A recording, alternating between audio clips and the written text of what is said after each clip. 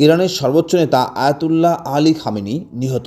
মধ্যপ্রাচ্যের নতুন অধ্যায়, বিশ্ব রাজনীতিতে বড় এক ধাক্কা। ইরানের সর্বোচ্চ নেতা আয়াতুল্লাহ আলী খামেনি নিহত হয়েছেন বলে একাধিক আন্তর্জাতিক গণমাধ্যম জানিয়েছে।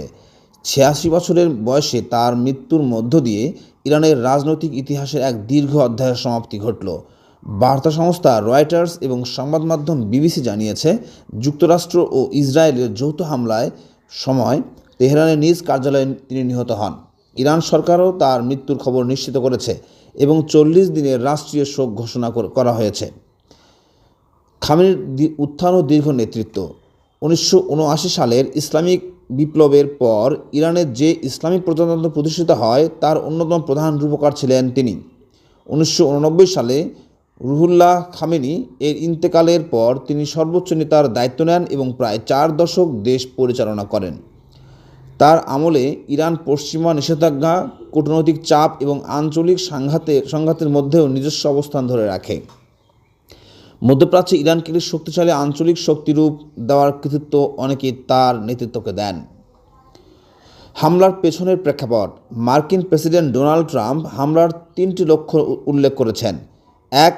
ইরানের পারমাণবিক কর্মসূচিকে নিষ্ক্রিয় করা। ২. ক্ষেপণাস্ত্র ও নৌ সক্ষমতা দুর্বল করা। ৩. শাসক গোষ্ঠীতে পরিবর্তন আনা। হামলায় ইরানের প্রতিরক্ষামন্ত্রী ও বিপ্লবী গার্ডের কয়েকজন ও শীর্ষ কমান্ডারও নিহত হয়েছেন বলে জানা গেছে। বৈশ্বিক শক্তির রাজনীতি। বৈশ্বিক রাজনীতিতে যুক্তরাষ্ট্রের প্রভাব নিয়ে বহুদিন ধরেই বিতর্ক রয়েছে। দ্বিতীয় বিশ্বযুদ্ধের পরে ন্যাটো, ইন্টারন্যাশনাল মনিটারি ফান্ড এবং ওয়ার্ল্ড ব্যাংকের মতো প্রতিষ্ঠান গঠনের মাধ্যমে বৈশ্বিক অর্থনৈতিক ও নিরাপত্তার কাঠামোয় বড় ভূমিকা নেয় যুক্তরাষ্ট্র। বর্তমানে বিশ্বের বহু দেশে তাদের সামরিক ঘাঁটি রয়েছে, বিশেষ করে মধ্যপ্রাচ্যে। এই সামরিক উপস্থিতি ও কৌশলগত প্রভাব নিয়ে দীর্ঘদিন ধরে উত্তেজনা চলছে।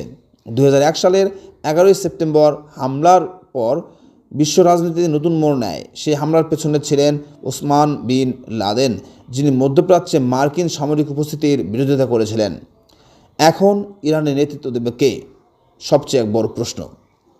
ইরানের সংবিধান অনুযায়ী সর্বোচ্চ নেতার মৃত্যু হলে একটা নির্দিষ্ট প্রক্রিয়া অনুসরণ করা হয়। সংবাদ মাধ্যম আল জাজিরা জানিয়েছে, ৩ সদস্যের একটি অন্তর্বর্তী পরিষদ অস্থায়ীভাবে দায়িত্ব নেবে। এতে থাকবেন ইরানের প্রেসিডেন্ট, বিচার বিভাগের প্রধান, গার্ডিয়ান কাউন্সিলের একজন ধর্মীয় নেতা। এছাড়াও ন্যাশনাল সিকিউরিটি কাঠামোর গুরুত্বপূর্ণ ব্যক্তিদেরও সাময়িক কর্তৃত্ব দেওয়া হতে পারে। চূড়ান্তভাবে নতুন সর্বোচ্চ নেতা নির্বাচন করবে বিশেষজ্ঞ পরিষদ। মধ্যপ্রাচ্যে নতুন উত্তেজনা। খামেনির মৃত্যুর পর ইরান ও ইসরায়েলের মধ্যে পাল্টাপাল্টি হামলা চলছে।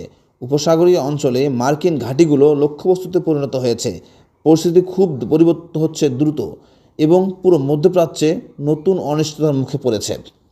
আয়াতুল্লাহ আলী খামেনির মৃত্যু শুধু একজন নেতার বিদায় নয়, বরং ইরানের রাজনৈতিক দর্শন ও ক্ষমতার কাঠামোর বড় পরিবর্তনের সূচনা হতে পারে। সামনে কে আসবেন নেতৃত্বে?